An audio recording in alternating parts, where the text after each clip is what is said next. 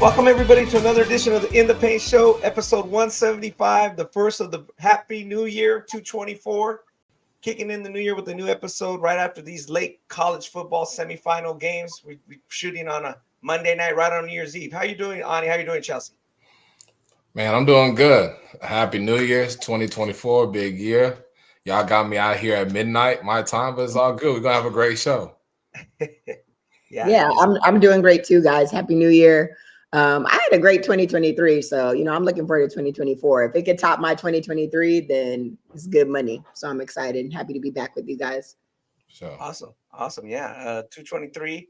What do you think about 223, Ani? Pretty crazy. For me, it was maybe not the greatest year ever, but good year. But like, can we catch Chelsea here in 224? Yeah, no, my 223 was great. I ain't gonna lie. Like it was a great year. Like I said, my money went up. Everything was in a good place. Job security, all that. Everything was in a good place. So I ain't mad at it. It was a crazy year for sure. But for me, listen, in 2024, like Chell said, if 2024 is anything like 2023, I'm in a good place. Yeah, exactly. We're gonna be good. So we're all blessed in our own ways. For sure. Healthy mainly. We go to these gyms, go to these events, and people with sinuses, they're sick, and we always talk about that. Like, it's been a tough winter for some people. So glad you guys are healthy and not sick. I had a few people that basketball and in the industry and stuff, they were sick. They caught a flu, and a couple of family members had bad sinuses. So hey, everybody's okay. But Ani, speaking of money, let's talk about these college football bowl games. I mean, the money, you mentioned it, you kind of were on the money with that Georgia Florida State game. Like, oh, it's all about getting paid, and that game, it just bottomed out. It just kind of was a microcosm of the whole bowl games minus the playoff. Talk a little bit about that. No, absolutely. I mean, at this point, I mean, if you're not in the playoffs, I mean, what's the point of playing?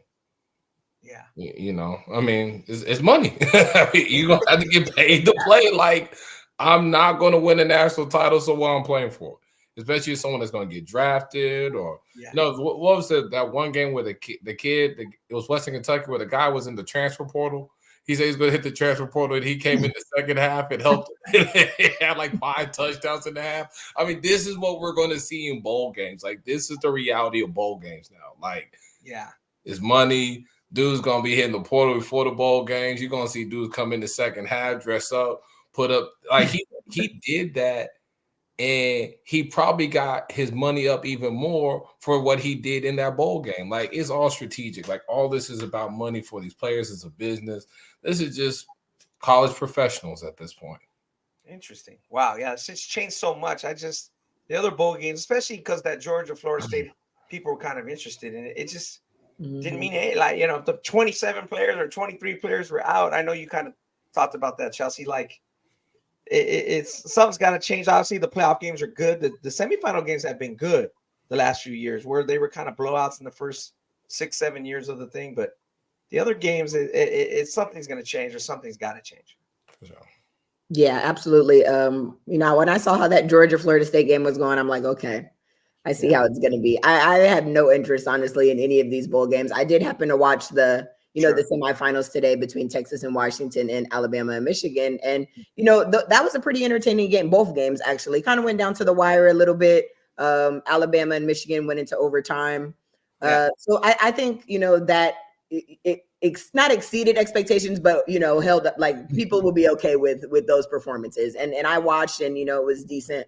But just in general, like, just the landscape has changed, like you guys said. Like, if I'm one of these kids going to the league, I'm not playing either unless it's meaningful. So there's just kind of like no point. So I think the guys that did play today in the semifinals, played hard, and we even saw some injuries there. Like, it's risk reward in these last couple games. Guys are coming off the field and very well won't play. A guy or two from Washington went down, I think the running back. So, is he going to play in the championship? Probably not. So you definitely have to weigh that if you're a high level player and you have aspirations of playing in the NFL. Yeah. The Washington running back went down with like literally 30 seconds in the game.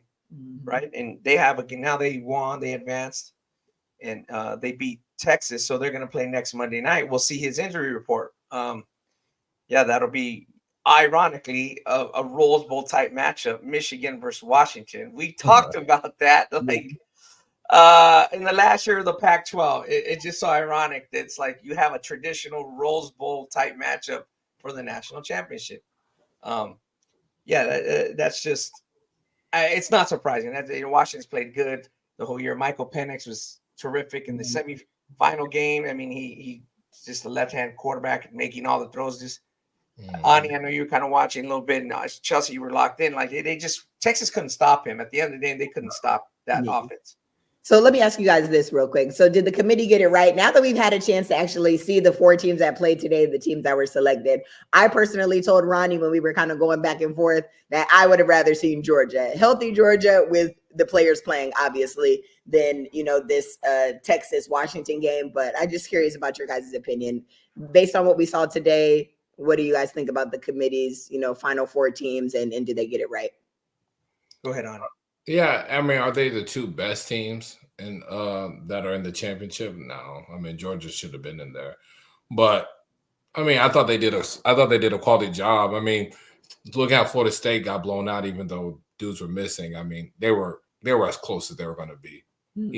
I thought they didn't pick the right, like all 4 choices weren't right, but I don't think they did a bad job. I think ultimately they look better than initially, was looked at because they left out Florida State and Georgia. But I thought they did a solid job. Yeah, I think Chelsea, his point that originally it seemed like a big outcry, but as time got closer to the games and January 1st, people were like, okay, Florida State, it is what it is. You know what I mean? There's a big reaction, just like there's anything in basketball or sports, a big knee-jerk reaction initially. Then as the games goes by or as time goes by, it's like, okay, it wasn't that bad. The games were good. I think people are going to look at it like those 2 semifinal games were terrific.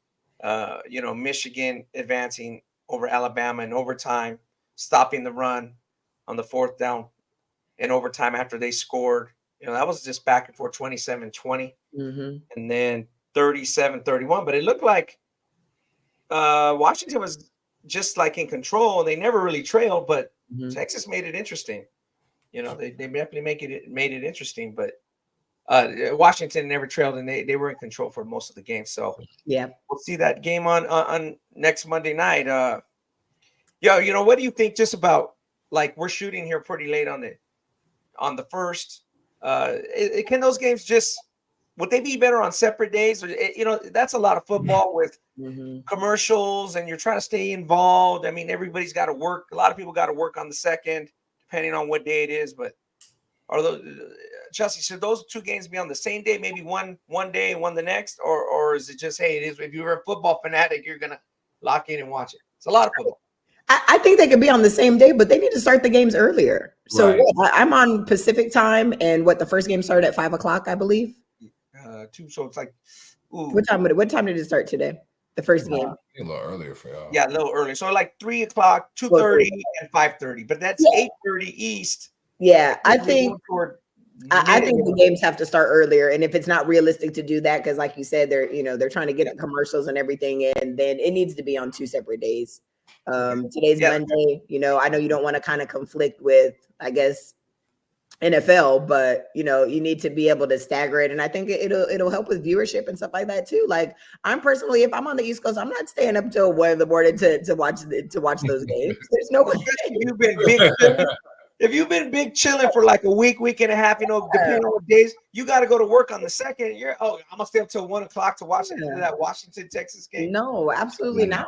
So only Ani would do that. They need to help themselves. Yeah, I would stagger it. If you can't make the games earlier, then a day or so apart, just to make it interesting and have it in prime time for everybody. It needs to be basically 5:00 at the latest for the East Coast people, so they're not up, all hours of the night.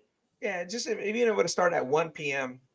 Pacific and 4 p.m. Pacific, that just gives you a little bit more leeway. But yeah, great games. Congrats to Washington, and I'm telling you, if Washington wins, I'm gonna get a ex-Washington football player on the pod to talk about his beloved Pac-12.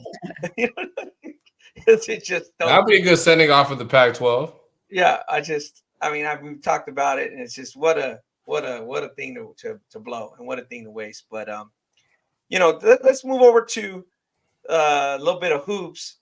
Again, a lot of fanfare in the holiday season. But before we go to that, Chelsea, talk a little bit about women's on the women's college game.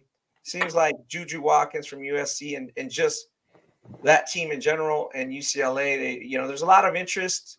She's a great player. She's headed on to be a really historically good Pac-12 player, I guess. Well, for the last year, and then we'll see what happens. But talk a little bit about that. Yeah, so a huge matchup in women's college basketball.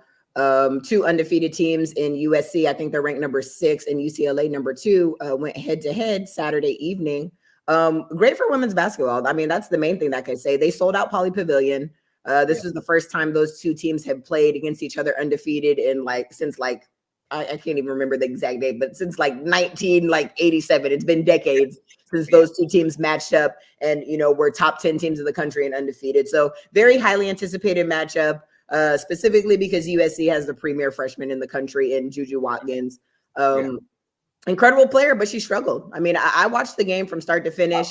I think UCLA at number 2, just way more depth, more experience. They got Lauren Betts transfer from Stanford.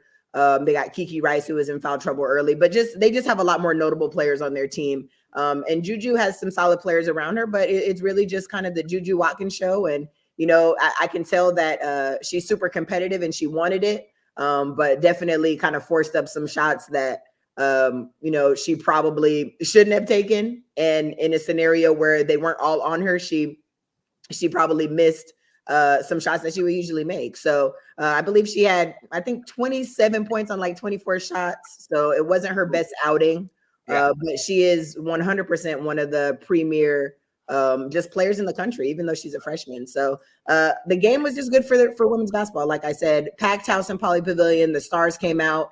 UCLA alum Nina Earl, who is the wife of Russell Westbrook, they were sitting courtside with the kids. Candace Parker was there. A lot of the UCLA alum were there just supporting. So I mean, you love to see it. The game is growing. People tuned into that game, and that's kind of the trajectory we want to continue to see women's basketball go.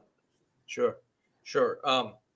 If she was, just compared to would she be a top 3 pick now already? Yes. Okay, she 100% would. And like I said, she's just working her way through kind of just learning and adjusting to the pace and just, being a freshman. But when it's her time to go to the WNBA, she's going to be more than ready. Physically, she's ready right now. Big, strong body, tall. Sure. She's all of 6'1", so tall guard.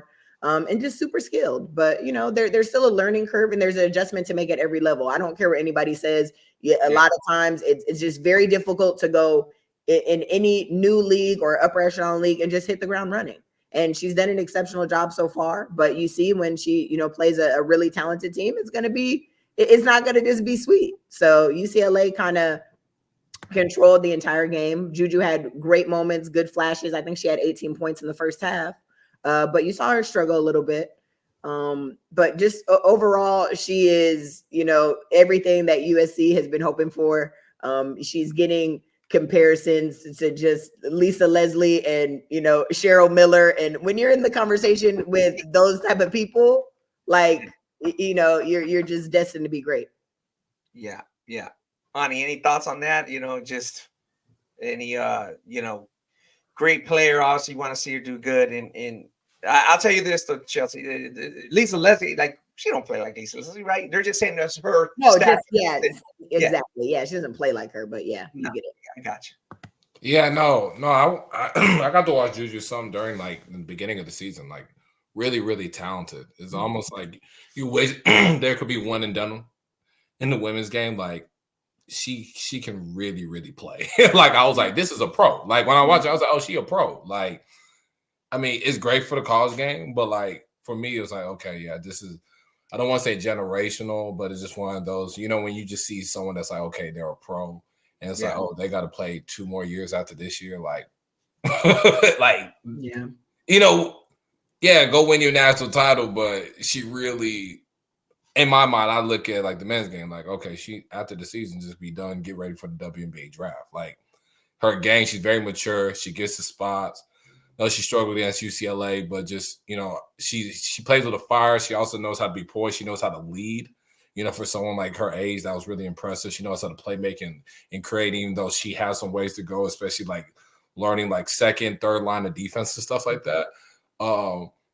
But just from her body, skill set, tools, is all there. And you're like, yeah, like to me, I'm like, dang, she don't need to do, she can leave after this season. Like, what's the point? Like, you know, what's the point? That's how I looked at it. I was like, money. The point is to make money. She can make I get it. I I understand. But she a pro. Like, she a pro. Like, yeah. I want to piggyback on Ani's point really quick. I definitely 100% agree that, you know, she's a pro. She's going to be a pro. But I personally am a fan of women not being one and done and having to wait and go through the process before they go to the WNBA.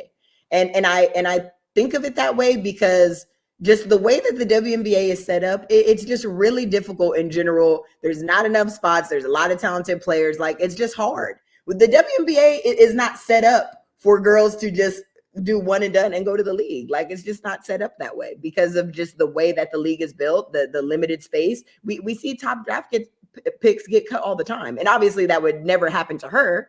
But right, that's what I'm saying. I'm a fan of the girls going through the process, just me personally. I like that they're in college, learning, growing, getting better, going through the steps before they make that progression. But I think there needs to be some happy medium to it. Like, okay, if you decide you want to be a one or two and done, like, you need good counsel. Like, you go do that, and you out of basketball, like, that's on you. Like, you have bad people on your corner.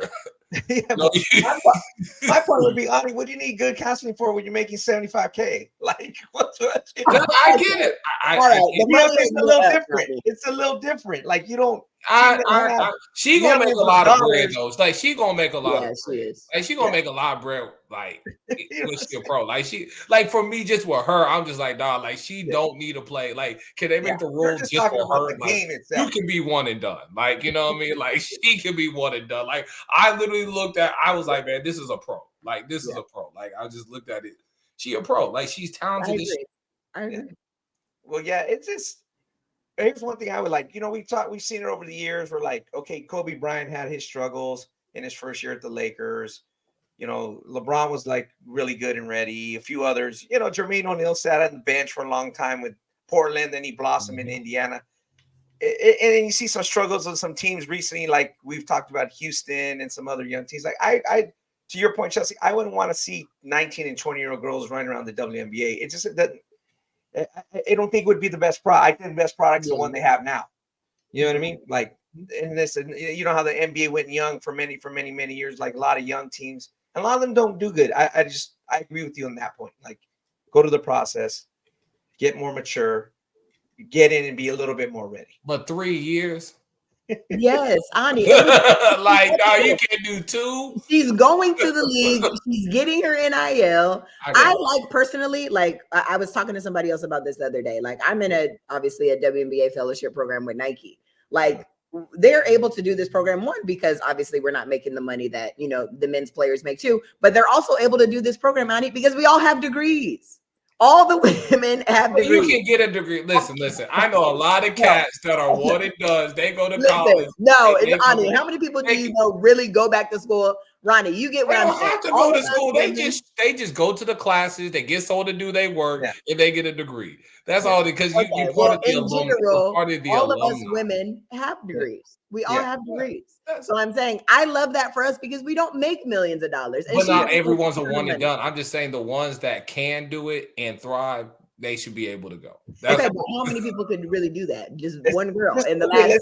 Do it for her. Okay. So like it's like JuJu, like you're saying JuJu, but then there would be other people that were thinking they're JuJu, and like you said, oh my god, it would be bad. Yeah, they would be leaving a good educational thing where you're saying you're going to be making, to my point, 75K, 100K, 120. You're not going to be making dummy money. So like, get your degree. You know what I mean? So we can argue back and forth. Ani wants to be arguing with teacher. I get it though. I get his point. Like, yeah, she's that good. I think to my point would be she's not walking into a $1.8 million contract. So I don't see the big leap. You know what I mean? Like, fair enough. I mean, that point, like for the financial part, she ain't walk. She may, I don't know, like she could really get some. If she get with the right agent and marketing, she could get that anyway. She's gonna get some stuff, but also too, how many young, like even girls that go to the league now, when their time, like Ani, you can count on two hands how many girls are going in to the league and hitting the ground running. Candace Parker, Maya Moore. Other than that, we've seen high level college players go into the W and struggle.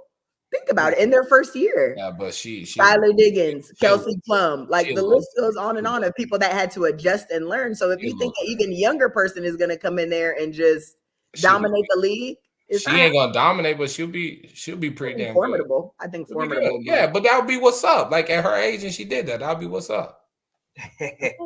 Yeah, she's definitely a hot topic. And not going to change Ani's mind. Okay, he got so upset. Look at him, hung up on me after he made his point. Yeah, he'll be back. We'll keep it moving. But yeah, speaking of hot topic and hot teams and cold teams, and we talked about it on the last one, and you and Ani were kind of pretty critical of Monty Williams in Detroit. And at that time when we did it, I think the losing streak was at 15 to 17 games. That thing got up to like 27, 28, right? So they finally won. And to your point about young teams, team meshing, we kind of talked about that a little bit. What was your reaction to that? Obviously, it's good to see a team get off the snide, get a fresh breath of air and win one. But what did you kind of give your reaction to that? I mean, I was excited to actually watch the end of that game, and I was excited for the players because when I looked at Cade and them's face, it's like, oh my God, like, thank you, Lord. Like, we finally, got over the hump. We finally ended this streak. But to your point about me being critical of Monty, I'm still critical. I just don't think an NBA team should be that bad. I really just don't. I think they have young, talented pieces, and I just am a fan or a person that believes that, success starts at the top. And if your coach, is not making the necessary adjustments, obviously the coach isn't out there playing, but I think the coach matters. I just don't think any NBA team should lose 27, 8, 29 games in a row. It just should not happen. Even the teams that are really bad, Ronnie, that have 5-6 wins on the season. Look at like Washington or the Spurs. They're not, winning any games at a high rate either, but they're not losing 28 games in a row. So, I'm happy they got over the hump. They've had some close games, since then too as well. I know they went into overtime with the Celtics. I think Jaylen Brown didn't play that game, but they were close to kind of winning that game. So they should be competitive though. That is the effort that we should see from them every single night. And if you give that type of effort, and starts with your coach and your leadership, then you're not going to have 27 losses in a row. Maybe you'll have a 5-game losing streak, and every blue moon you win a game. And that's what should happen if you're in the NBA, in my opinion.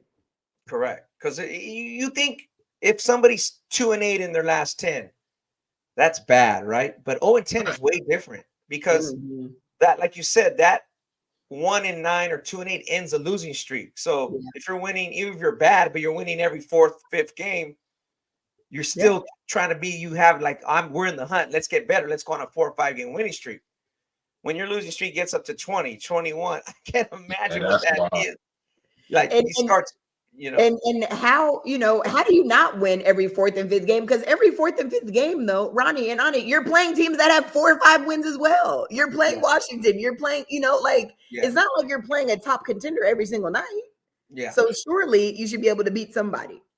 Yeah, I would definitely go into it's kind of weird because Monty, that team was kind of set up this year to make kind of like a playoff, like outside looking in play. Like that was the expectations with this group. With Jalen Duran, Isaiah Stewart, Kate Cunningham fully healthy. They kind of finished the year last year pretty decent, where people thought some hopes of adding Monty Williams, a veteran coach that has won and played and coached in the finals.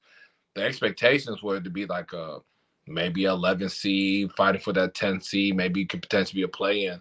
So for them to lose that much, there's a lot that goes into it. Yeah, like you're right, Chelsea. Like coaching comes into play on that. Like the locker room, like keeping those guys focused and together. People are always trying to figure out what the problem was, is because they can't score. Well, they're not a great defensive team for one. They're awful defensively. Yeah. Shooting is kind of inconsistent, but like it just feels like they were like, the more they lost, the more separated they were with each other. Like, at no point was it like, yo, like, we got to come together. Like it felt like they realized they need to come together when they lost the 27th straight game or something like that, or the 28th, where they're like, oh shit, we just made history, you know. And it was like, okay, like, but you should have been like that way, like Ronnie, you said, like, okay, after 10 games, you feel like, damn, man, we lost 10 straight games. Like, oh, we need to come together. Like, this is embarrassing.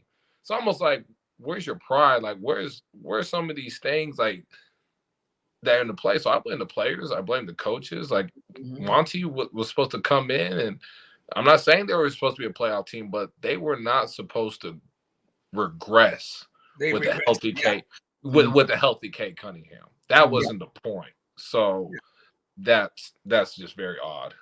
Yeah, because we talked about that on our last two draft shows.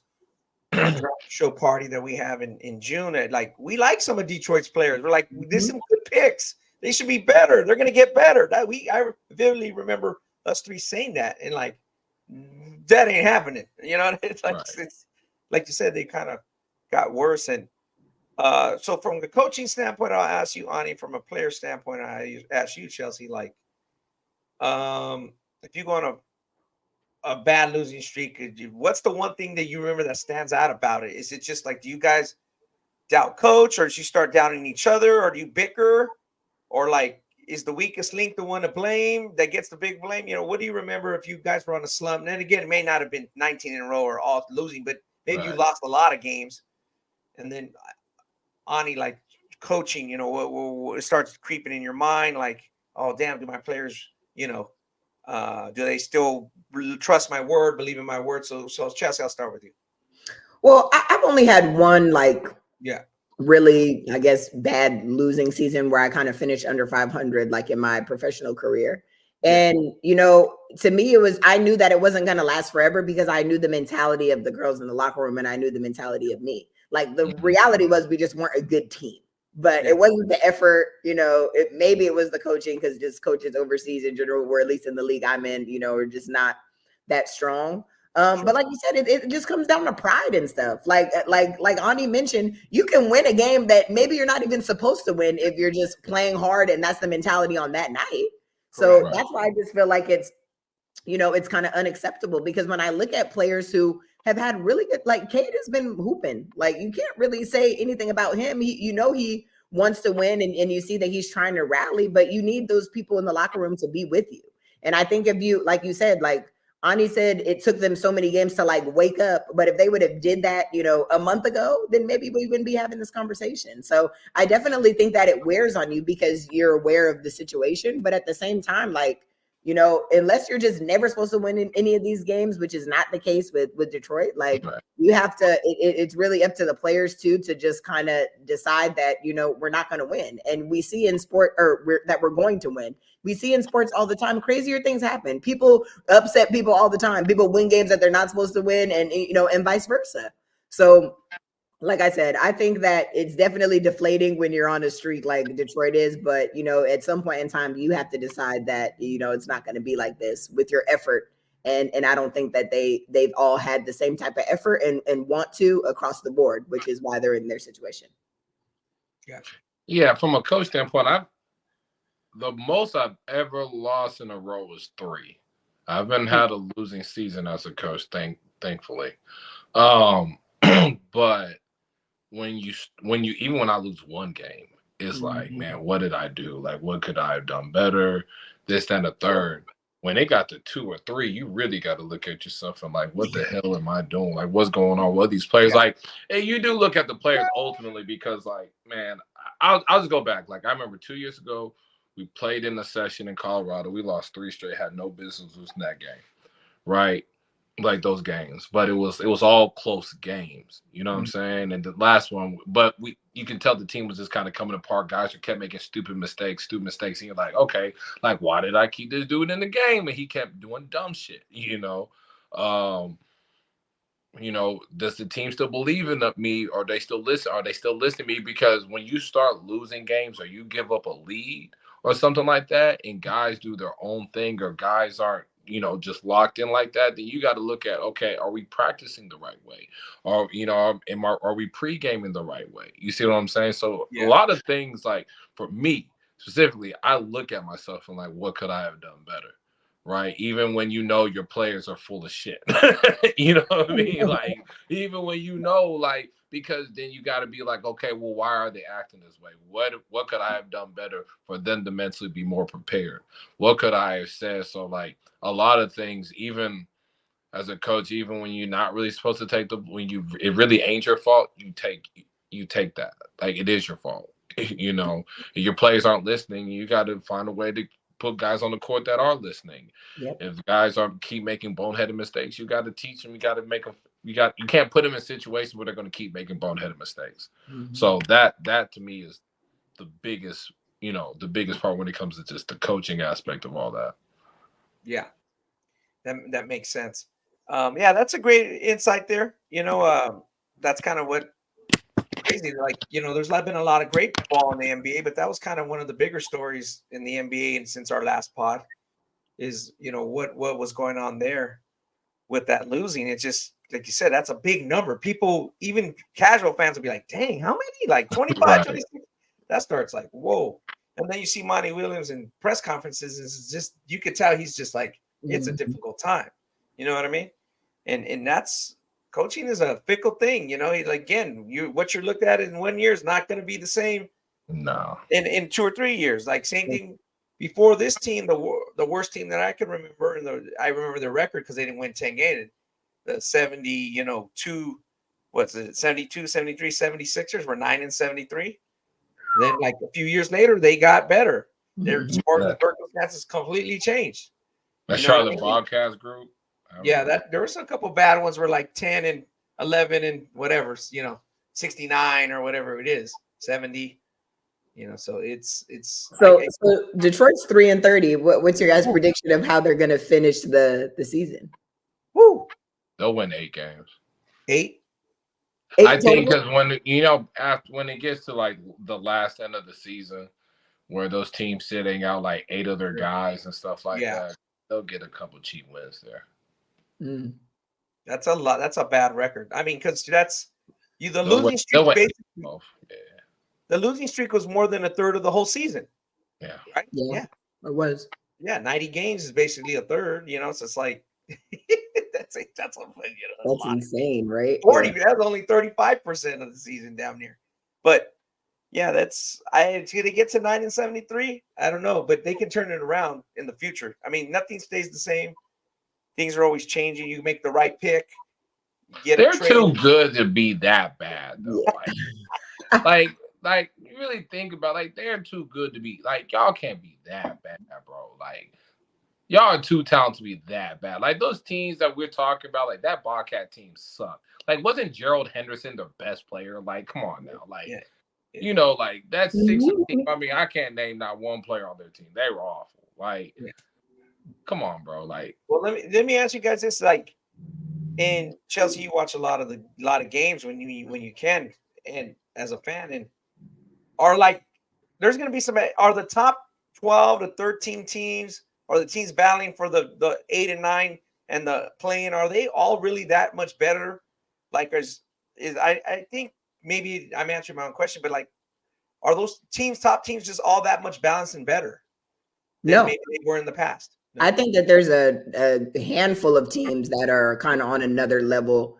You know, like I would consider them upper echelon in the league. Boston, you know, those teams, you know, head and shoulders better. But there's a lot of teams that Detroit should be competing with and winning games against. Like, it's just and I think on any given night they should be able. Like, I'll use my Lakers for example. They can lose on any night. Like, legitimately, on any night they can lose. So it's literally just about, you know, who's going to come to play on that day. So I don't think that there's so many teams that just head and shoulders better. You have teams that are better for sure. Denver, championship caliber teams, the teams that we know are going to be there and be there towards the end. But there is at least 10 teams that they should be able to compete with, of the 30 and be formidable. So I'm with Ani. They need to win some games. I think they'll be lucky to get to 9 or 8, whatever Ani said. I think they'll be lucky to. But I'm hoping that, it could, they can kind of turn a corner, because I just feel for the players. I look at Cade Cunningham's post-game interviews, and he just looks so deflated. And he's having a good season. Well, you're not really that great if your team loses every game, but I'm saying individually, he's shown really good numbers. He's had good numbers. Exactly. So, I think, I don't know. I can't see it. They about to start a new loser streak. So it's not 27 games, but it's going to be 10. So let's see how it goes. Wow. Yeah, that would be tough. If it starts getting another one like 12, 13, it's going to be like, oh boy.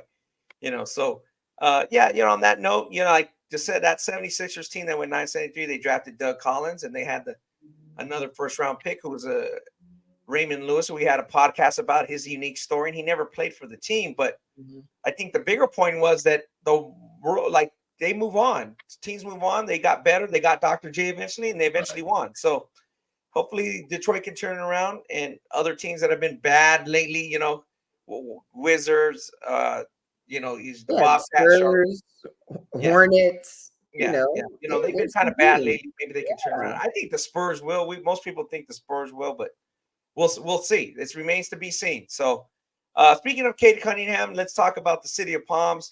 Ani, 50th anniversary, City of Palms. We'll go to our Fab 50 spotlight there, talking about some of the top teams. Cade team won the event, a great team 4 years ago, and then we had another great team, Montverde, another great Montverde team win. So talk a little bit about that in the event in itself.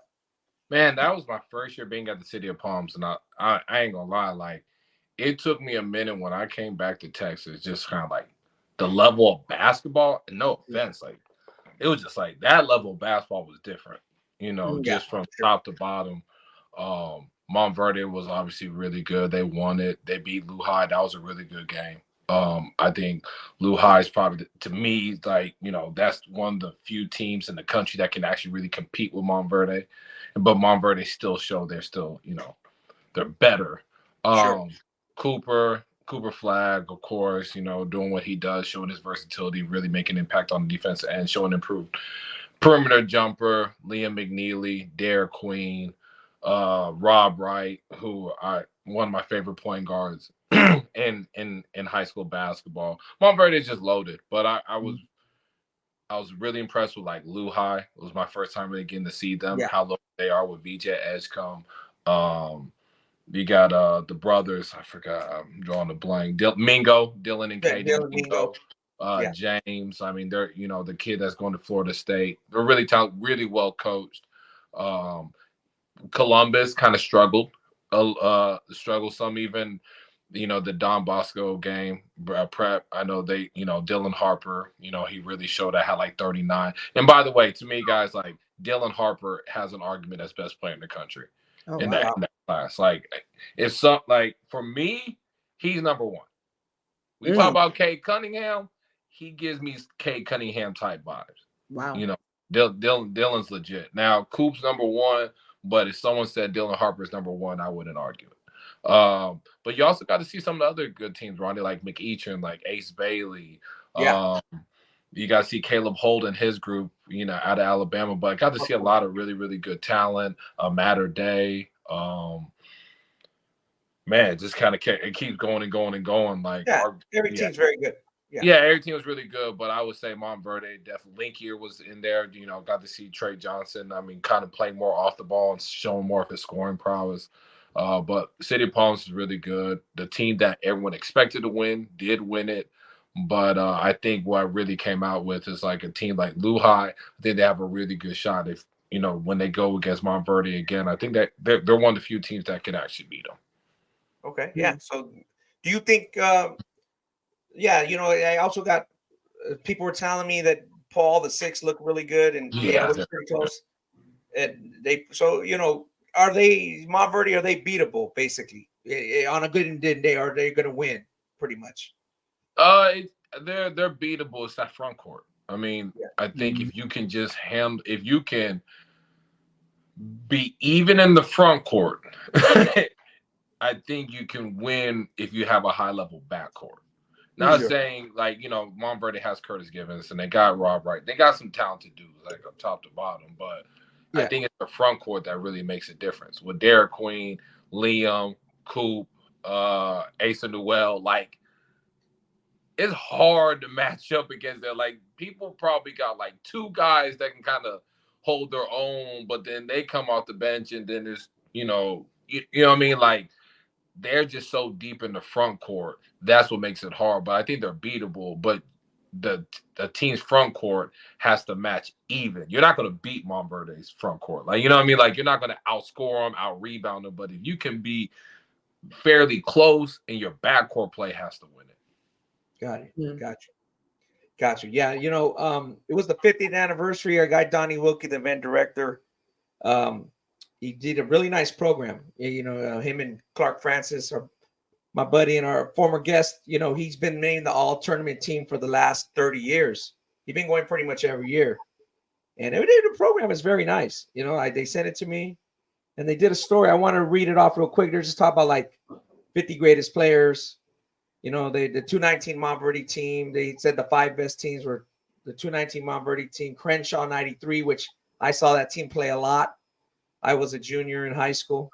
Westchester 2001 with Trevor Reza was off the bench at starting, and then eventually started with Brandon Bowman and Scott Cutley and those guys. They were very good. Hassan Adams, who went on to U of A. And then Montverde 2013 with Ben Simmons, D'Angelo Russell.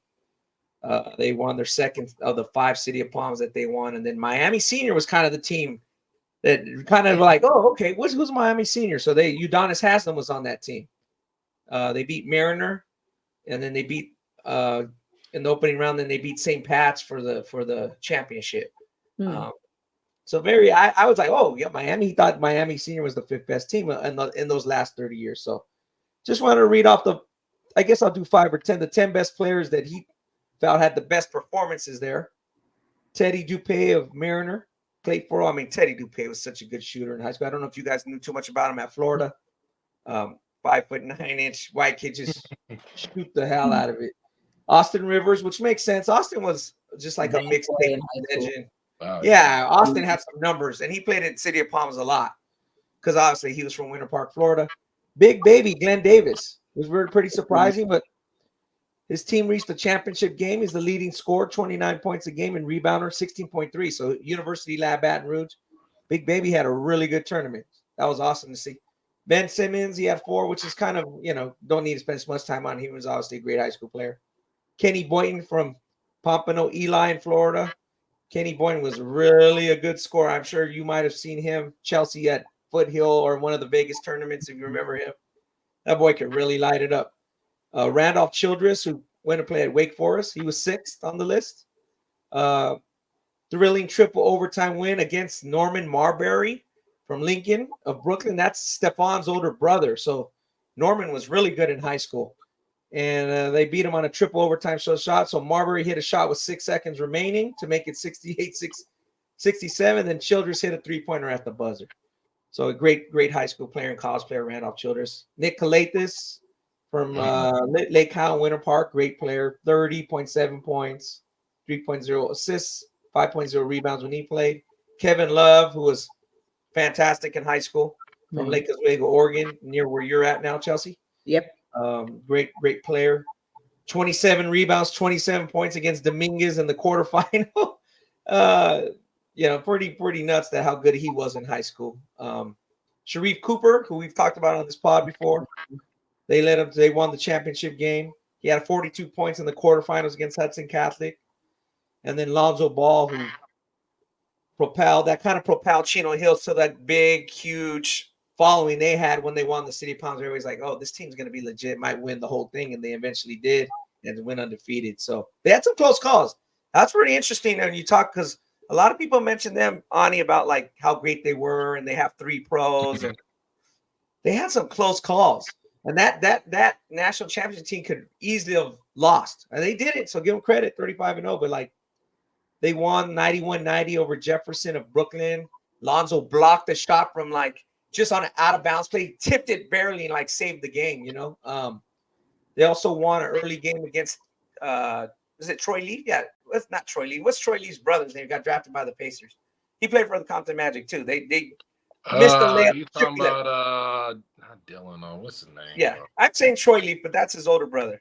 He played at UCLA. I know you're talking about TJ. Yeah, TJ.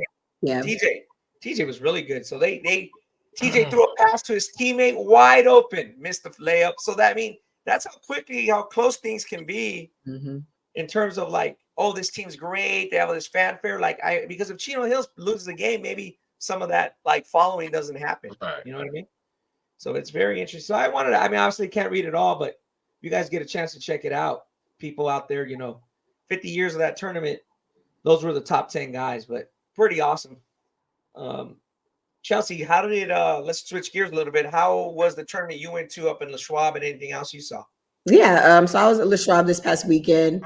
It was my first time there. So, honestly, I had an overall good experience, but, Ani just made the point about just high level hoops all around at City of Palms. And I think it was not so much the case in Le Schwab. Obviously, a long time tournament here, probably the most popular tournament in Oregon, but they really try to cater to some of the local talent, like local high schools, local schools. So it's a decent mixture of kind of skill level, I guess, in my opinion. So we had a couple premier teams: Harvard, Westlake, Columbus, obviously was here, Perry out of Arizona, but just in general, a lot of local schools too. So Beaverton High School, who had some competitive players, but overall, I don't think that it was super competitive top to bottom until the last 2 days, the semifinal games. Sure. But the championship ended up being exciting. It ended up being Columbus versus Harvard Westlake.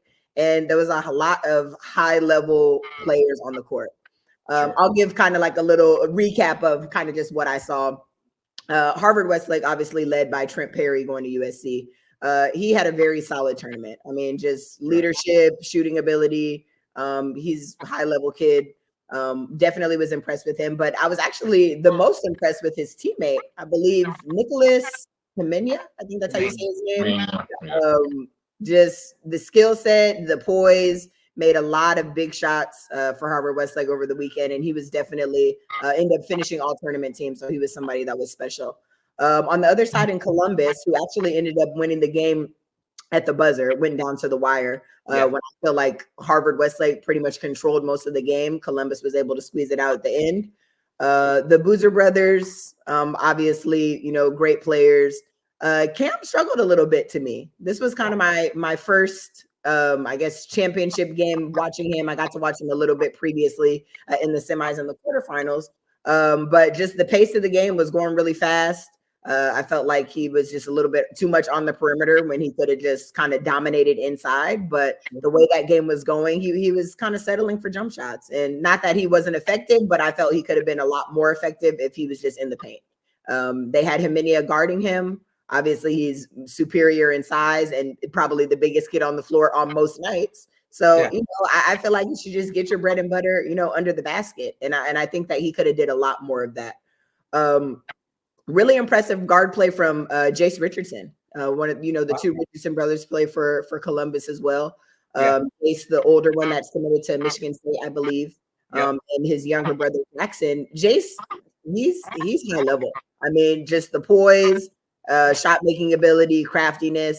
I'm a fan of this kid. And what I find interesting about him is that he's a natural point guard, but he plays off the ball like with that team. He's playing more combo alongside Peyton Boozer. But he was pretty impressive. He made the all tournament team as well. And it was a good scrappy game that went down to the wire. I think the last shot, kid that's going to Harvard, I can't remember his name, Ronnie, maybe you can help me out. Shot at the buzzer. So just high level game. I wish I would have got those type of games throughout the entire weekend. But it was just kind of, very, very top heavy. And the two best teams were in the championship, and you could make a case that either one of them could have won the tournament. So I enjoyed my time there. I thought it was pretty good. Awesome. Real quick, the last sequence, because you kind of put it out there, people saw it, and so Harvard Westlake, they score, and then Richardson throws a floater. It was off, but Malik Abdullahi kind of put it back in and to give him the winning points. But then what happened after? Did Harvard Westlake call a timeout? And then so it was actually Caden Boozer drove right-hand side, high floater, didn't really like the shot, but it wasn't even close. And him actually missing that badly was what allowed Malik Abdullah to be able to get the rebound and put it back in. But after that, the clock they kind of let the clock expire. But when they went back and reviewed it, they saw, okay, there should have been, 2 seconds left as Harvard Westlake called a timeout. Well, I guess there was some type of miscommunication or whatever, but they called the timeout. Harvard Westlake went into their huddle. Coach drew up a play, and when basically the play that he drew up on the baseline was for the inbounder to be able to run to the other side of the baseline and make a cross-court pass or whatever, probably trying to get Trent Perry or somebody on the move who could, give a last-second heave. But once the kid took a step, the ref on the baseline called a violation. And the coach was livid because he believed that, his player had the ability to run. Yeah. And, so now the coaches and the refs are kind of like looking around, going back and forth, trying to like figure out what's supposed to be the appropriate call. I guess the coach believed that because he like the timing of his timeouts, that it should have been, they should have had the ability to do so, but the refs waved it off. So with 2 seconds left, Columbus actually got the ball back under the basket. They inbound the ball. The refs don't call anything, even though the kids are slapping, trying to still get a foul. Wow. And they let the clock expire, and that's pretty much how Harvard Westlake lost. Wow. Yeah, because if Malik Abdullahi made the shot and you call a timeout, ain't that a live ball? You could move, right? I thought that it would be a live ball, and if I was reffing, I would have said, I don't care. Like they're going to play out these last 2 seconds. I'm not going to let the game end on a terrible call by me or whatever. But the coach was clearly confused. Like whatever, I don't know if he asked or whatever. Which from his reaction, it feels like that's 100% was his assumption or what he thought. Yeah. But that's how the game ended. Like Harvard Westlake didn't even get an attempt, didn't even get like anything. I didn't like the ending at all. And it was tough because I felt like they controlled 90% of the game. It was pretty much back and forth, but I didn't feel like they were going to lose. Put it that way. Wow. Interesting. Yeah, Harvard Westlake would still be the number 1 team in California. Obviously, Columbus is a good team, not a great team. Right now, they're not playing like a great team on it. They're playing, like you said, a good team, very good. Maybe they'll pick it up. Yeah, that's very interesting. And Ani, let's talk about some of the players we saw, and I could jump in there as well. But just in a scatter report, anybody over the last 2 weeks, obviously there's a lot of games, obviously a lot of games, endless games. I mean, we can't talk about them all, but I went to a couple of tournaments, you went to places, you played in places. Just talk a little bit about that and maybe a couple of kids that caught your eye. I'm just gonna highlight for me. And then I'll name some other guys, but the top 4 in 2024, I feel comfortable with long term. Okay. Cooper Flagg, Dylan Harper, Ace Bailey, VJ Edgecombe. I think, in my opinion, like you can say maybe I don't know. You can say maybe VJ like the other 3, then maybe VJ, but like in my opinion, any of them could be number 1. But I do feel good in a long term watching a kid like I talked about Coop already. I talked about Dylan Harper and his poise, his ability to create and score. He's not the quickest of guys, but he knows how to really use his size to generate space, and he knows how to make reads quick. He's becoming a better 3-point shooter, and he's very stable. He can take really hard coaching. Like I think there's some real long term, NBA basketball bloodlines, all that. I look into that. I think he's going to be very successful. Ace Bailey, with his size and be able to score the basketball, sometimes can be a little bit questionable with his shooting, but like his athleticism, his pop, how high he gets off the ground to shoot, the way he competed. I was really big on the way Ace competed. They were losing Don Bosco pretty good. And he kept playing. Like his energy, his leadership, his communication, and he was still scoring, trying to make a run into it. I mean, we've always seen the talent with Ace. I really like how much he competed, winning, losing, even when his team's up by a decent amount, he's still on it. and with this motor. That was huge for me. VJ Edgecombe, I mean, probably the best wing defender in the country, regardless of class. Wow. His athleticism, you know, obviously just his vertical pop really sticks out. How he just rebounds, he skies for rebounds, he can push the floor, he can make open shots. Jumper looks pretty smooth, especially off the catch, becoming a better movement shooter. I'm really comfortable with those four. Like in 2024, like that class, those four have kind of really, to me, branched out. Some other guys, like I know 227 is early, but like Jeremy Jenkins, I was really impressed with. I think he goes to West Minnesota. I could be wrong. I forgot what height, but 227, about 6'7", skilled. Saw him in 8th grade in Dallas. Played with that Florida Rebels 8th grade groups, grown like 2-3 inches. He's like your skilled 4-man that can pass, you know, score with back to basket with like footwork and left and right hooks. Hits a mid range spot up and pick and pop threes. Yeah, man, he was really good. Alex Costanza was really good. You know, he showed why he's one of the best 226s. Just real smooth. Plays with a lot of poise and pace. I know we talked about poise a lot, but like his pace and just his ability to don't get rushed and get into his mid-range pools and, you know, feed guys. Like he has a real knack of like pulling up like he's about to shoot it and making those passes and like, you know, and then finding the guy and just his jump passes. Like everything will just look really clean. So him, Jeremy Jenkins, obviously the 4 and 224. Cameron Boozer, it's funny that Chels talked about him in regards to like settling for like perimeter shots. And that's kind of the thing that he did, like he was doing. He was selling for a lot of jumpers. He has stretches where he really dominates the paint. And I think, you know, what made Cameron so dominant, even though he can still like we're saying this and then like we look at his stat line, he probably has like 18 and 15. You see what I'm saying? But like what made him so much more efficient was because he wasn't trying to show he can shoot. You know, he was really making his presence known in the paint, and then also let you know, like, if you leave me open, I'm gonna knock this down, like every time. And that's something you know, just finding that balance. And he's young, so like it happens. But like getting back to that blend that he had before, I think is really going to help him. Other than that, like, you know, I was just really impressed with the talent. Some guys really caught my eye. There's a kid named Juan. I don't know how to say his name. He's a Asian kid, Chinese kid, lefty. He plays. I'll get the school name, but top 30 player in 226, 7 foot, skilled, score around the rim. They say he's been playing basketball for a long time. You can tell just like some of the cross court passes he makes, like in the post and stuff. Like, you know, that's not something you just pick up a ball and you know, as a big moves well on the floor, mobile, can hit an open jumper from time to time. He was someone like from a long-term perspective, I think he's going to be in that 5-star-ish type range if he just continues to develop and play through contact. I think that's the next like immediate need for him to do is just playing through contact. Great. Interesting.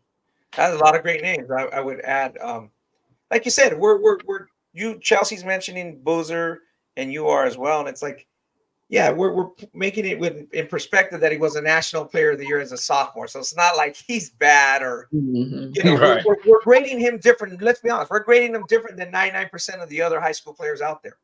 100% because he's that good. You know what I mean? So we want to see him continue to progress. And sometimes that happens. I mean, I don't know. Sometimes you look at a high school player and you're like, he's just that good. How much better is he going to get? I've had that. You know, that's happened before. You know, you're really good at 16, 17. Sometimes that's good.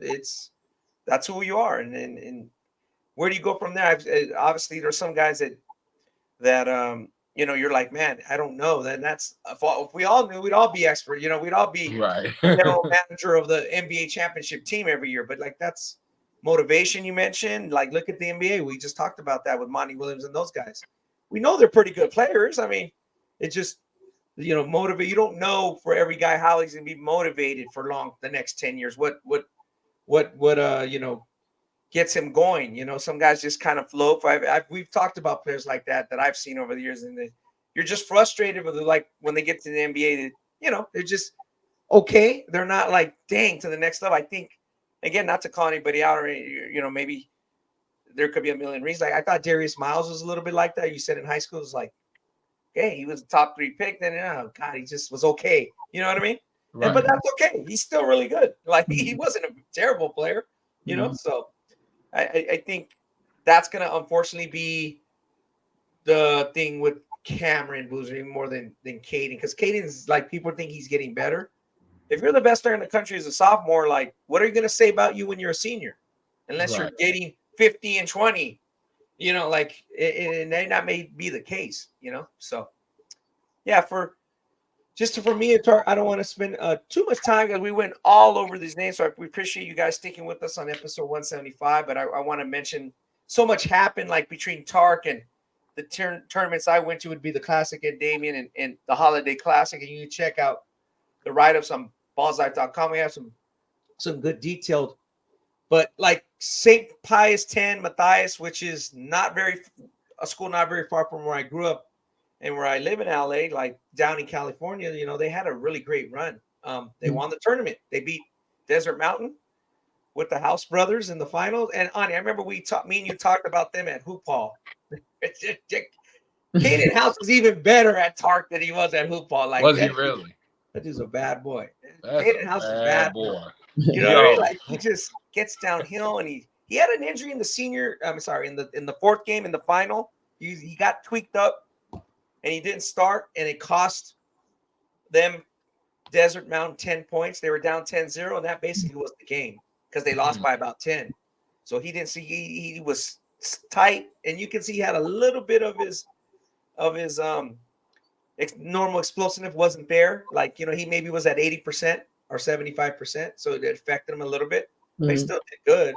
He had 39-point game. I mean, he's a really great player for 226. Again, you know, that's the son of Eddie House, and he has a brother, Kalec House, who's really good in his own right. And so he's a high major player too. Correct. And then, so nobody knew they were going to be that good, St. Pius and St. Matthias.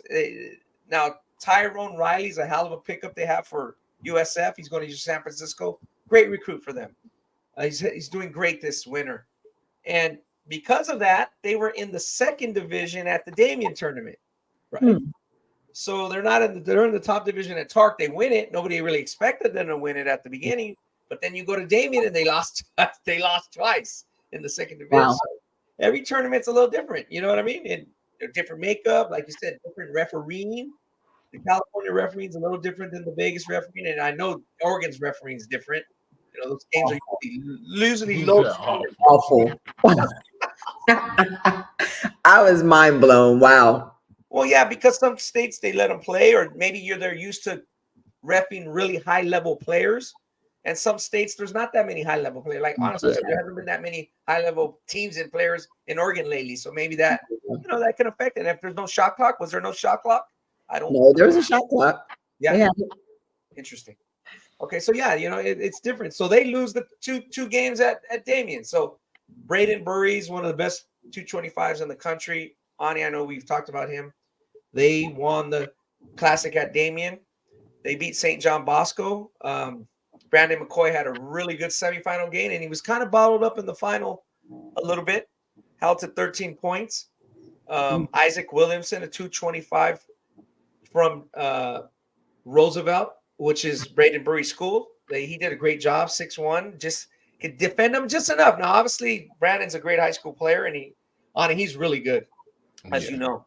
And like you didn't stop him, maybe, but if you just put your hand up enough to, contest the shot, maybe keep him off the offensive glass, just the little things. It slowed them down just enough that they were able to win that tournament down at Torrey Pines. Carlsbad, a local team, won the tournament for the first time since 2001.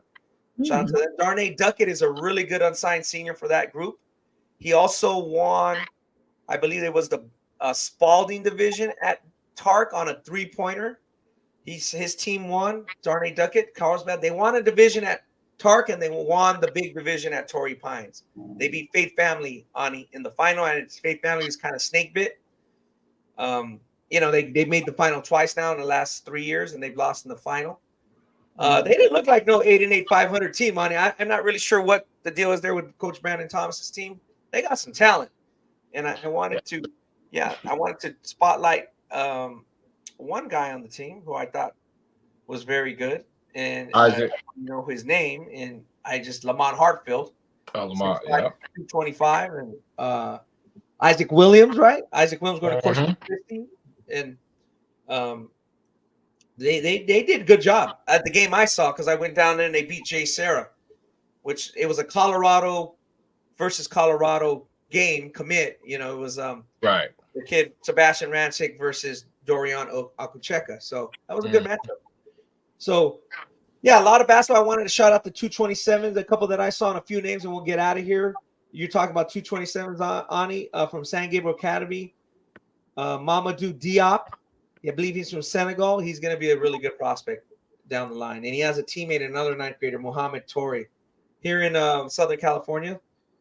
San Gabriel Academy, those young players are very good. A couple other young players I saw are guys that are on the radar that should get some mention. Keandre Morris from Curtis in Washington, 227 point guard, did a really good job. Sincere Hudson from Sacramento Intercom, 6'2", 227. He's going to be a player to watch. I also thought Pius won. Big reason why they won at Tark was Tariq Bridges, 6'5", 225. I think he should get a mention. And there's a bunch of kids. So we mentioned a bunch of them in our write-up, so make sure you go check those out. Luke Isaac, congratulations to him. He really helped himself at the Classic at Damien. They won the second division, which is the gold division. San Ramon Valley, 6'4" shooting guard, shoots really well. Just did a really good job. So I'm just happy for all the players that kind of helped themselves in this 3-week span. That it's a lot of games. People are tired, and then we got to stay up till 1:00 to watch Texas and Washington. So as we close out, any quick predictions on that? Anything you guys are looking forward to? I know we got some good episodes coming up. We obviously going to talk about Chelsea, a little bit about the transition for you, and we're going to talk about that Pac-12, and this high school season is going to go fast.